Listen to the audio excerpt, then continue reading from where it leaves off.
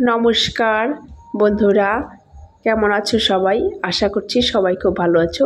আর একটি নতুন ব্লগে সবাইকে স্বাগত জানাই। তো সকালবেলায় এটা ভিডিও করা। এখানে সকালবেলায় সবজি বাজার নিয়ে এসেছে। দেখো সবজির মধ্যেই মোটা মোটা বেগুনগুলো, এগুলো আমরা শীতের দিনে ভাজা প্রায়ই করি, বেশ ভালো লাগে। আর তার সঙ্গে তেলও খাওয়া হয়। কে জানি আমাদের বেগুন ভাজা খেতে তো ভালো লাগে। আর শাক, এই দেখো 3 রকম শাক এনেছে। এটা হচ্ছে ভেমসি শাক বলে এটাকে, এটা একটু টক টক হয়, এটা বেগুন দিয়ে করি। আর এই হচ্ছে মূলো শাক আর মূলো, আর তার সঙ্গে তো আর হচ্ছে পালং শাক আর ধনেপাতা। এই ধনেপাতাটা খুবই ভালো, এটা দেশি একদম সরু সরু ধনেপাতাটা, আর খুব প্রচণ্ড সেন্ট বেরিয়েছে এখন থেকেই। তো যাই হোক, ধনেপাতা অনেক সময় দেখবে বড় বড় পাতাগুলো হয়, সেন্ট থাকে না। আর এসেছে কিছু গ্রসারি, এই 1 কিলো আটা, এটা হচ্ছে ফরচুনের আটা। ফরচুন আটা আশীর্বাদ আটা আমার কাছে একই লাগে। আর শীতের দিনের সবচেয়ে বেস্ট যেটা ডালের বড়ি, ফুলকপি আলুর তরকারি বলো, পালং শাক, তো বড়ি ছাড়া আমার ভালোই লাগে না খেতে, এমনিতে করলে ভালোই লাগে না। বড়ি আর সবজি দিয়ে পালং শাকটা করি।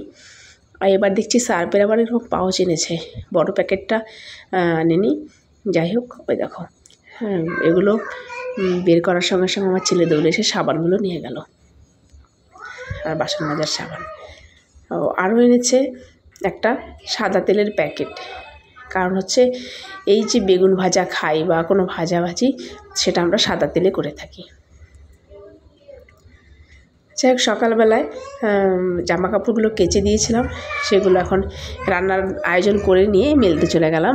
তো দেখলাম যে ভিডিওটা ভালো হয়নি, তাই বেশি শেয়ার করিনি। আর এদিকে আমার রান্না হয়ে গেছে, ভাত, একটা চচ্চড়ি করেছি, আর এই বেগুনগুলো সরু সরু বেগুনগুলো বেসন দিয়ে করেছি, আর কাঁচকলা ভাজা। এখানে অল্প একটু, কারণ হচ্ছে কিছুটা খাওয়া হয়ে গেছে, হাজবেন্ড তাড়াতাড়ি করে খেয়ে চলে গেছে। এই দেখো, এটা হচ্ছে মাছ আলু বলে, এটা বাড়ি থেকে এনেছি। এটা মাটির তলারটা, কারণ এই গাছটা, এই মাছ আলুটা ঝুলে ঝুলে থাকে অনেক। এরপরে আমি কোনো একদিন শেয়ার করব।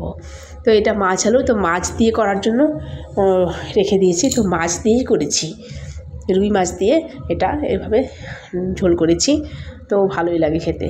আর নিরামিষ সবজি দিলেও মাছ আলু ভালো লাগে। এটা অনেকভাবেই খাওয়া যায়, একটু পিছলে পিছলে হয়, কিন্তু সেদ্ধ করলে সেই পিছলটা কেটে যায়। যাই হোক, রান্নাবান্না খাওয়া দাওয়া সব কমপ্লিট করে বিকেলবেলায় আবার সেই আমার জামা কাপড় ভাঁজ করা। জানি না আমার কেন এত জামা কাপড় হয়, আর প্রত্যেকের হয় কি না।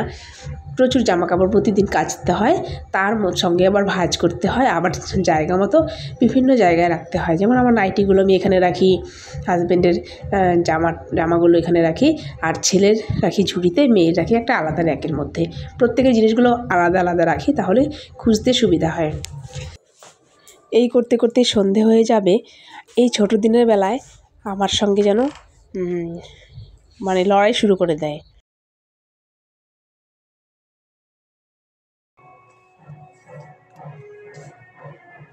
এখন সন্ধেবেলা, এখন হচ্ছে সন্ধে, সবাইকে শুভ সন্ধে। দেখো আমরা সোয়েটার চাদর পরে নিয়েছি, আমাদের এখন ঠান্ডা লাগছে ভালোই, তাই না বাবা? তুমি কি পরেছো? সোয়েটার পরেছো, ওই গরম প্যান্ট পরেছো, মোজা পরোনি না। এখন বাবা কি করবে, এখন একটু দুধ খাবে বনভিটা দিয়ে, তারপর খেয়ে দিয়ে পড়তে বসবে, বুঝছো না? এখন পড়ছে। আচ্ছা, তাকুর তুকুর একটা ছড়া বলো তো। তাকুর তুকুর টাকা, চারটে শিয়াল ঢাকা, থাকে থাকে থাকে, হুক্কা উয়ার ডাকে। চাঁদপুরের কাকড়া বুড়ি নাকে। বাহ, ভেরি গুড, হাততালি হাততালি হয়ে যাক এত সুন্দর একটা ছড়া বলার জন্য। আচ্ছা, সন্ধ্যাবেলায় একটু পাস্তা করব, সেজন্য একটু পাস্তা সেদ্ধ করে নিয়েছি। আর এই শর্টকাটভাবে আমি পাস্তাটা করি, অল্প তেলের মধ্যে একটু পেঁয়াজ, একটু টমেটো আর একটা কাঁচা লঙ্কা কুচিয়ে দিয়েছি। আর এই পাস্তা সেদ্ধ করে পাস্তাটা দিয়ে দিলাম, দিয়ে কিছুক্ষণ নাড়াচাড়া করে সামান্য সয়া সস আর একটু টমেটো সস দিয়ে নেড়ে চেড়ে নিলেই রেডি পাস্তা। তো পাস্তা করতে আমার কাছে খুবই সহজ মনে হয়, আমি খুব সহজ পদ্ধতিতে এভাবে পাস্তা করি। তারপর যদি আলাদা কেউ সস খেতে চায় তাহলে একটু দিয়ে দিই। তো আজকে ছেলেও বলছে পাস্তা খাবে, তো ওকে একটু পাস্তা দেওয়াতে ও দেখি খুব খুশি হয়ে খাচ্ছে। এখানে সামান্য তেল আর মশলা বলতে আমি কিছুই দিই না পাস্তার মধ্যে, এইভাবে একটু সস দিয়ে দিই। তো কাঁটা চামচে এইভাবে গেঁথে গেঁথে খাচ্ছে, বেশ মজা করে খাচ্ছে।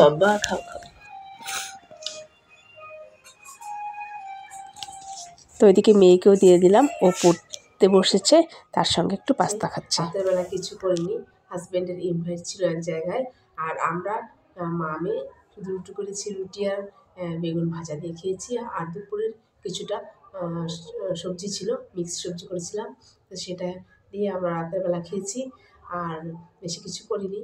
তো আজকের ভিডিওটি এই পর্যন্তই। আমার ভিডিওটি যদি তোমাদের কাছে ভালো লেগে থাকে তাহলে অবশ্যই সাবস্ক্রাইব করে দিয়ে পাশে থেকো, আর বেল আইকনটিও প্রেস করে দিও, আর একটা লাইক করতে ভুলো না। তোমাদের এই একটা লাইক আমাকে ভিডিও বানাতে অনেকটাই অনুপ্রেরণা দেয়। আর অল অপশনটি ক্লিক করে রেখো, তাহলে ভিডিও পোস্ট করার সঙ্গে সঙ্গে তোমরা নোটিফিকেশন পেয়ে যাবে। আর একজনের ভিডিও বানানোর পেছনে প্রত্যেকের সহযোগিতা একান্ত প্রয়োজন। আমরা সবাই সবার পাশে থাকলে তাহলেই আমরা ইউটিউবের ভিডিও বানাতে যেমন সক্ষম হব, তেমনি হচ্ছে এগিয়ে যেতেও পারবো। সেই জন্য সবাইকে সাপোর্ট অবশ্যই দরকার।